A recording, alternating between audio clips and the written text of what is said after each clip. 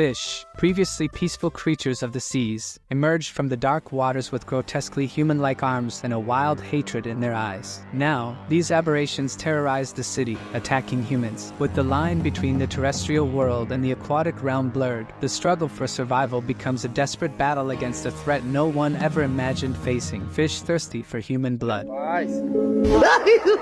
In Wuquan City, Yi Chu, a recent graduate, came to the city to find a job and rented a small room in a shady neighborhood while still searching for employment. Later that night, Yi Chu notices the heavy rain outside and worries that it might affect his upcoming interview. The next morning, he wakes up to find his room completely flooded and suspects that it might be due to the previous day's rain. Suddenly, he spots a floating dead body and strange-looking fish consuming it. The fish unexpectedly attacks and bites him, causing him to fall into the water. He desperately struggles to shake them off. In a state of panic, Ichu runs out of his room and slams the door shut behind him. Confused and scared, he wonders what has happened, but is horrified to see even more bodies and mutated fish on the flooded stairs of the lower level. Just then, a woman shouts and warns him to stay away from the human-faced fish because they're dangerous. Ichu is frozen in fear, but the woman brings him back to reality, telling him to not stand in the water in a daze, but to follow her to higher ground. Ichu runs for his life as the mutated fish quickly follow behind him. The woman sighs in relief, as they're temporarily safe since the fish can't leave water. Ichu asks what those creatures are and what happened to the dead bodies. The woman notices that he's injured and says that she doesn't know either. She just woke up and saw the city in this horrible state with many dead and mutated fish everywhere. She then tells him that they need to go to the roof first, since everyone is seeking refuge up there. When they reach the roof, a lot of the residents are already there. Ichu looks down and is shocked to see the extent of the disaster, with the entire city submerged in water. Suddenly, the sound of a helicopter draws everyone's attention as it passes overhead. The loudspeaker announces that Wuquan City is in crisis and urges all civilians to pay attention.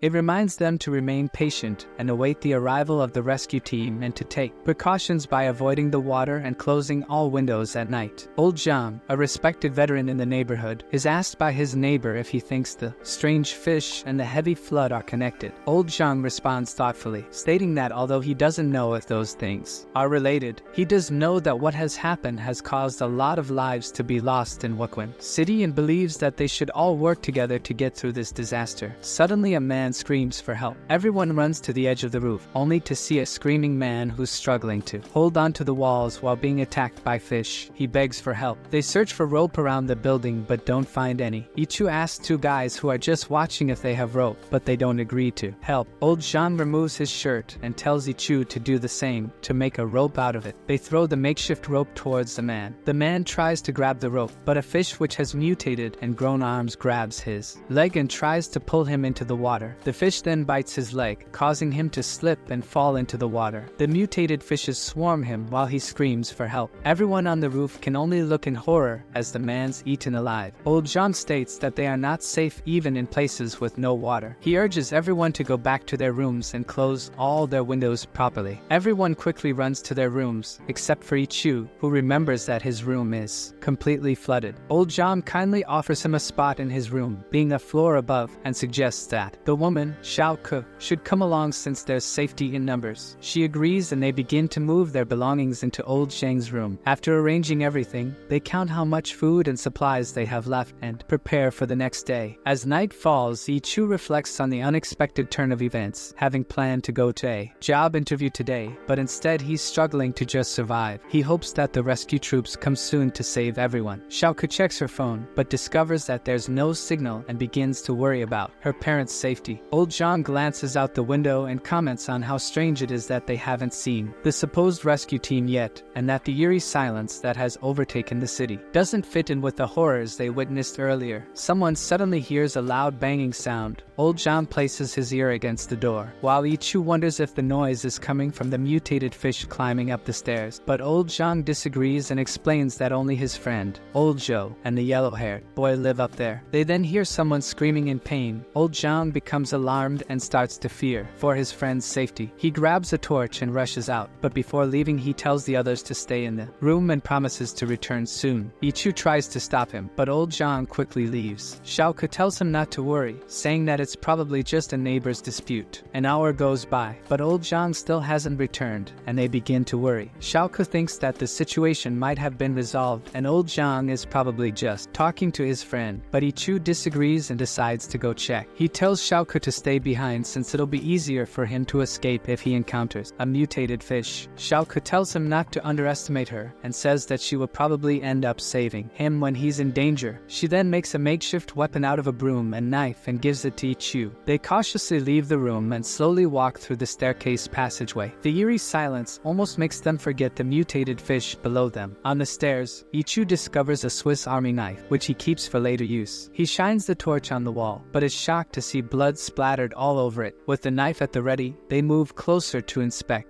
Ichu wonders where the blood came from, since it wasn't there earlier. Xiaoke says that she didn't notice anything strange since she was so focused on sorting the supplies, but she thinks that it might have been from someone upstairs getting injured during the fight they overheard. As they investigate further, Ichu realizes that the blood isn't from an injured person, since it's only in one area. Using the torch on her phone, Xiaoke finds a knife with blood on it. Seeing the trail of blood, Ichu becomes worried for old Zhang and suggests they hurry, fearing that the mutated fish may have attacked someone. Xiaoke, however, tells Ichu to calm down. She thinks that the situation might be different to what he thinks it is. After observing the blood on the wall, she thinks that it might have been sprayed there on purpose, since an injured person would have left a trail of blood everywhere and not just in one area. She also says that the blood is so close to their room, yet they never heard any noise, which is strange. Ichu agrees with her theory, but wonders who would go to the trouble of spraying blood on the wall for no reason. Xiaoke thinks that it could be the yellow-haired man, since he's always causing trouble, and thinks that the knife they found probably belongs to him. While they're talking, a large fish with arms silently observes them. Ichu says he isn't interested in what the yellow-haired man is up to and that they should just focus on finding old Zhang. As they continue to walk up the stairs, Ichu notices water dripping down the railing and wonders where it came from. He shines the torch upwards and is shocked to see a huge mutated fish sitting on the railing. They are terrified to discover that the fish are now able to leave water. The creature doesn't move, which surprises Ichu, but his weapon accidentally touches the creature, causing it to suddenly charge towards them. The fish breaks the weapon and leaps at them, causing them to fall backwards, but Xiaoke grabs the railing and Ichu. The fish tries to attack Ichu again, but Xiaoke uses the weapon to pierce the creature. Seeing that the creature is still alive, Ichu tries to finish it off with the weapon, but the creature skillfully dodges his attacks and tries to flee. Ichu tries to chase after it, but Xiaoke tells him to stop, since they don't know it. More mutated fish are coming. Ichu agrees and says that they need to hurry and find old Zhang. As they run up the stairs, they approach a room with an open door. They hear a scream, and a gigantic creature crawls out. Ichu defensively points the weapon at the monster. Xiaoke wonders who lives on this floor, and Ichu says that it must be the yellow-haired man. While they're talking, old Zhang slowly approaches the monster from behind while holding a screwdriver. Taking the creature by surprise, he grabs its neck and plunges the screwdriver into its flesh, while telling Ichu and Xiaoke to take this chance to escape. They hesitate, but old Zhang then tells them to go help his friend, old Zhou, first, since his leg was bitten off earlier. They reluctantly agree and run to the next room. There, they see the injured old Zhou, in pain, desperately trying to wrap his wound with a bandage. He recognizes Ichu as the guy who lives a floor below and tells him not to shout. Ichu worriedly asks him if he's okay and how the mutated fish were able to come in. Old Zhou tells them that those creatures have terrifying intelligence and climbed in using an electrical pole near the building. Ichu notices that these fish are unlike any they've seen before, and they lack eyes. Old Zhou agrees, saying that they don't seem to rely on sight to move around, and that's how he and old Zhang were able to survive this long, by not making a sound. However, because Ichu and Xiaoke came, this drew the fish's attention. Xiaoke explains that they came because they were worried about old Zhang. Ichu admits that he became worried after seeing the blood on the stair passageway, but to his surprise, old Zhang tells them that that was done by the fish as a way to mark their territory. Old Joe urges them to leave this place quickly and discuss everything else later. As they head out of the room, they're shocked to see Old Zhang hurled across the room and onto the table. Although he's slightly injured, the creature remains unaffected. Old Zhang theorizes that, despite their unknown origins, these creatures seem to have only one desire, which is to eat them. Suddenly the creature rises and tries to attack them again. Old Zhang grabs a broken table piece and uses it to fend off the monster's strikes. Old Joe offers to distract the creature, telling Ichu and Xiaoku to grab Old Zhang and leave, arguing that there's no point in them sacrificing their lives to save an old cripple like himself. However, Ichu refuses to abandon him and says that they'll need to kill that creature if they want to live safely in the building. Ichu frantically looks around the room for anything useful to kill the monster with. Finding nothing, he gets frustrated because they don't have any weapons left, since their old weapon is now lodged in the creature's body. Suddenly, Xiaoku shows him a piece of what they used earlier to create the makeshift weapon, suggesting that they sharpen the edges and use it to attack the creature through its mouth and towards its brain, since it's impossible to pierce through the creature's tough skin. Ichu agrees with the plan. He sharpens the piece of wood and quickly arms himself with the weapon. Old John struggles to hold back the monster, but is eventually overpowered by it when it breaks the table and tries to bite him. Just in time, Ichu thrusts the sharpened piece of wood into the creature's open mouth. However, the creature quickly reacts and tries to grab the weapon. Ichu and Old John work together, using all their might to drive the wooden weapon into the monster's brain, but its strength causes them to be pushed back. Just then, Xiaoku supports Ichu's back by pushing him forward, and Old Zhou does the same for Old Zhang. With the additional support, they overpower the creature, finally killing it. Everyone is exhausted, but relieved. Ichu again wonders where these fish-like monsters came from. Old Zhang concludes that it has to be related to the city flood. He then tells Ichu to go get the medical supplies while asking Xiaoku to gather food and water from the room's cabinet. They quickly gather the supplies. As they're packing, Ichu asks Old Zhou about the earlier situation at the staircase. Old Zhou recounts to Ichu that he had been listening to music on his phone when the two men living next to him got annoyed and tried to start a fight. However, while they were fighting, a gigantic monster broke through the window and ambushed them. Old Zhang concludes that the noise must have attracted the monster to them, and they may be using some sort of echolocation to move around. While they're talking, a man suddenly bursts into the room. He's stunned to see that the monster has been defeated. After seeing the dead body of his friend, the man shouts, angrily accusing Old Zhou for causing this situation, and also accuses Old Zhang for not saving his friend because of their past feud. Old Zhang angrily slaps the man while calling him a coward. He scolds him, pointing out that the man was bold enough to bully Old Zhou, but quickly ran and hid when the monster started attacking everyone. The man tries to defend himself, shamelessly stating that there's nothing wrong with doing whatever it takes to survive. Old Zhang warns the man, saying that despite any past conflicts, if he wishes to remain alive, he must have mutual respect for everyone and not create any more trouble. Old Zhang then orders him to collect any useful items in his room. The man obediently agrees. The group is brought together by the realization that anyone could become a victim of the mutated fish at any moment. As a result, they work together. They first secure the staircase by blocking it with furniture from the rooms to stop the mutated fish from coming out. Afterwards, they go back to Old Sheng's room and barricade the main door. They then place the injured Old Zhou onto the bed, and by then it's already midnight. Exhausted, they all quickly fall asleep, temporarily forgetting the dangers outside. The following morning, Isu is awoken by the sound of splashing water. He cautiously looks out the window, only to see a horde of mutated fish swimming through the city. He watches in terror as a man across from him opens his window, only for the mutated fish to form a bridge with their bodies and break into the room. The man screams in pain while the creatures enter his room. A mutated fish glances in Isu's direction, but luckily he hides himself quickly before he's spotted. Old Zhang is the second to wake up. He notices that Isu looks frightened and asks him if something's wrong. Isu tells him to be quiet, and Old Zhang quietly walks to the window. After seeing the situation outside, Old Zhang suggests they secure the window with tape. After sealing the curtains and windows, they hold a meeting. Old Zhang updates everyone about the mutated fish ambushing the survivors in the opposite building earlier, and urges everyone to stay away from the windows for their own safety. He then asks Xiaoku about the rationing situation. Xiaoku informs them that their food supply will only last for 10 days, but the biggest problem is clean water, since they only have enough to last them a week.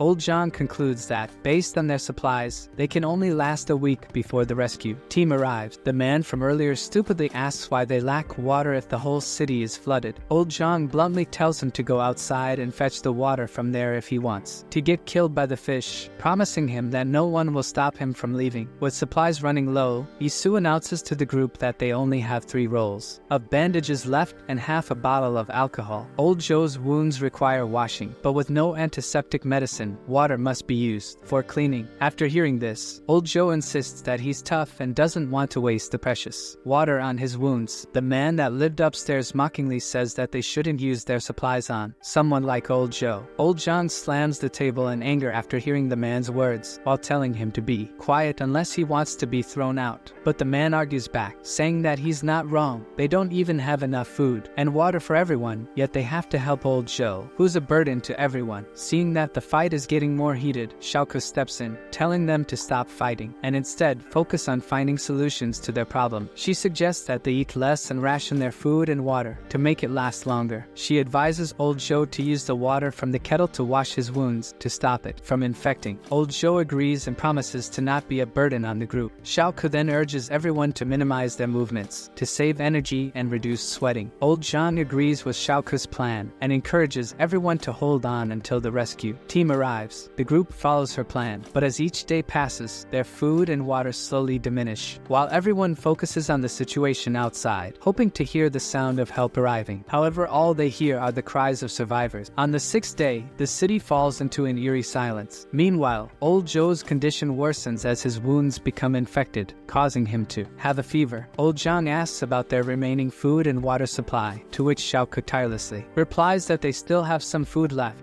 but their water will only last until tomorrow. Suddenly, the sound of helicopters fills the room. Old John quickly instructs everyone to gather their belongings and head to the rooftop. He asks Ichu to help him carry Old Joe. While packing their supplies, Shouko is pushed aside by the man from upstairs as he rushes past her. Shouko reminds him that there might be mutated fish nearby, but he ignores her and runs towards the roof. Old Joe, being supported by Ichu and Old John, heads out of the room, but they're told by Shouko that the man ran out alone. On the rooftop, several helicopters fly over the city when a soldier named Chan notices a man screaming for help on the rooftop, but the pilot hesitates, saying that they didn't receive any orders to rescue survivors, but Chan argues that they still have enough space to carry at least 5 people. The helicopter finally lands and the soldiers help the man on board. Soldier Chang asks the man if there are any more people in the building, but the man lies, saying he's the only survivor. Soldier Chang then tells the pilot to go. As the helicopter leaves, Isu and the others finally arrive at the roof, shouting and begging the rescue team to not leave them behind. Soldier Chang is surprised to see his former army instructor among the group. He angrily questions the man who lied about there being no one else left in the building. The man awkwardly lies again, stating that he doesn't know who they are and thought that he was the sole survivor in the building. After this, Soldier Chang receives instructions for his unit's mission. The pilot reminds him that they need to catch up with the other troops. Hoping that he has a mission to fulfill, he reluctantly decides to leave, but throws his supplies to the survivors, hoping that the 3 days' worth of food can last them until he comes back. On the helicopter, Soldier Chang's mood darkens with regret over not being able to save his instructor. His teammate then asks if he recognizes any of the survivors on the rooftop. Soldier Chang reveals that the man carrying the injured survivor is his former instructor, Old Zhang, who trained him for 3 years in the special forces before retiring. Despite not expecting to see him again, Chang is determined to rescue him after their mission is completed. However, their conversation is interrupted when the man they rescued makes a joke about Old Chang's bad temper, causing Soldier Chang's suspicions to grow as he realizes that the man has lied about not knowing the other survivors. Pointing his gun at the man, Chang warns him not to disrupt their mission, threatening to shoot him if needed. Despite the man's attempts to explain, Chang ignores him. Eventually, Soldier Chang lowers his gun upon hearing the radio message that they have arrived at their destination. Each team is instructed to carry out their mission immediately. A group of helicopters heads towards a building swarmed by mutated fish. The troops are instructed to open fire on them immediately. The teams confirm the order and rapidly shoot at the swarm, killing most of the fish. The man on the helicopter covers his ears in fear from the gunfire. When they finally land, he asks if they've arrived at the safe house, but Soldier Chang reveals that saving survivors was never their mission, and picking him up was solely his decision. Without hesitation, Soldier Chang leaves the helicopter and sarcastically wishes the man good luck before running into the building. Meanwhile, back in the building with the remaining survivors, old Zhang bends his anger towards the man who left them, calling him a coward for abandoning them and repaying their kindness with evil. Old Zhang becomes frustrated upon realizing that the so-called rescue team was just a lie they told the citizens. Yisu and Xiaoke tend to old Zhou's fever. Seeing that old Zhang is completely disheartened by their situation, Xiaoke tries to lift old Zhang's spirits by suggesting that the soldiers who came might have had an original mission that they had to prioritize, so they probably had no time to take the rest of them on board. Yisu agrees with her and tries to comfort old Zhang, who remains skeptical, reminding him that the supplies given to them indicate that the rescue team will return, so they just need to wait. Coming back to his senses, old Zhang apologizes for losing his composure. Xiaoke empathizes with his frustration, suggesting he rest while she organizes the supplies. However, old Zhang bluntly states that in their situation there is no hope of rescue. Yisu is shocked by this and wonders why old Zhang would think this. Old Zhang explains that he recognizes the number on the helicopter, which belongs to a base in the city, and from this he deduces that the disaster has hit not only Wuquan City, but other coastal cities. He believes that priority for rescue would go to high-profile people rather than normal civilians like them. Old Zhang urges them to be prepared mentally, since they can only rely on themselves to survive. After this, old Zhang then turns to Xiaoke and asks if there's anything useful inside the bag. She rummages through it and finds some medical supplies, canned food, and biscuits, but unfortunately, there's no water. Among the items, she also discovers military supplies and a pair of binoculars. Finally, Xiaoke stumbles upon a loaded gun, which old Zhang inspects. Despite finding some tools for self-defense, the group still faces a shortage of water, food, and medical supplies. Xiaoke informs the others that they only have 2 bottles of water left, knowing they can't drink the water outside due to the mutated fish and the possibility of it being contaminated. Old Zhang suggests they find alternative sources of portable water before their supply runs out. While using the binoculars, old Zhang checks the situation outside and Ichu asks if he's found anything. Old Zhang hands him the binoculars and directs his attention to the other end of the street, where the pharmacy and grocery store are located. After observing that the doors are shut and locked, old Zhang concludes that the supplies inside may not have been looted following the disaster. They discuss a plan to scavenge the stores, and old Zhang maps out a safe route on a sheet of paper. With only a block between them and the stores, he proposes 2 methods of entry. The first entails crossing each block using planks from the rooftop and then accessing the store from the second floor. Xiaoke worries since the distance between the blocks is unknown and there's a possibility that they'll not have access to the rooftop. In response, old Zhang suggests the second option, using the covered wires on the second floor to climb sideways through the windows of each block. However, he quickly dismisses the idea due to it being more dangerous because they'd be closer to the water. But Xiaoke argues that it could still be a viable option if attempted at night. Her suggestion shocks everyone, but she quickly explains that she has observed the mutated fish being noisy during the day and quiet at night. She believes that they sleep at night and pose no danger as long as they avoid touching the surface of the water. Yisu disagrees, pointing out their previous near-death experience with the mutated fish at night. However, Xiaoke clarifies that the earlier fish they encountered lacked vision and were likely a different breed. Therefore, avoiding them should prevent any issues. Old Zhang agrees with her and decides to climb the cable wires later at night. He tells Yisu and Xiaoke to stay behind and keep watch, but Yisu disagrees. Although he admires old Zhang, Yisu believes it's his turn to contribute and wants to take on the task. Although hesitant, old Zhang eventually agrees after Yisu explains that they need someone lightweight to climb the fragile tables. After that night, Yisu prepares himself by wearing the self-defense gear and securing a rope to his waist. Old Zhang reminds him to signal for help if needed, while Xiaoke provides him with a sturdier weapon made of a metal pipe and knife tied together with metal thread. Additionally, old Zhang gives Yisu the gun and reminds him how to use it in case of danger. Before leaving, Yisu warns the others to be careful and promises to return as soon as he obtains the water and medicine. Yisu is then lowered down with the rope until he reaches the cables. Meanwhile, in a nearby room, a woman watches the group. She's surprised to see other survivors, but isn't sure if they are trustworthy. On the cables, Yisu finds his footing and checks to make sure that the cables are strong enough to bear his weight. He signals to old Zhang to release the rope. Yisu carefully moves forward along the cables, using the walls to steady himself. He knows that he must avoid touching the water surface to prevent waking the fish. As he crawls along the cables on his stomach, a section of the cables cable's wires frame suddenly breaks and falls into the water. Isu struggles to maintain his grip but manages to steady himself just in time. Unfortunately, it's too late as bubbles begin to surface and a mutated fish emerges, stretching its arms towards Isu. Seeing the monstrous creature shocks him, but he still somehow manages to remain silent and still. Old Zhang and Xiaoke watch in concern, but surprisingly the creature eventually lowers its arms and swims away from Isu. Relieved, Isu continues his journey along the cables. Old Zhang can no longer see Isu's progress and assumes he must have reached the third block by now. Suddenly, Xiaoke notices Isu waving his flashlight towards them. Old Zhang uses his binoculars and becomes worried that Isu may be in trouble. He sees Isu pointing to the cut cable wires on the third block and realizes that the damage was done by a human. Old Zhang wonders if there are still more survivors out there and realizes that the situation has become dangerous. He instructs Xiaoke to signal Isu to return with the flashlight. Upon seeing the signal, Isu heads back, knowing that the only remaining option to get the supplies is the rooftop. As he passes a room on the second block, he spots a jug of water through the window. Isu signals Old Zhang and Xiaoke that he's going into the room.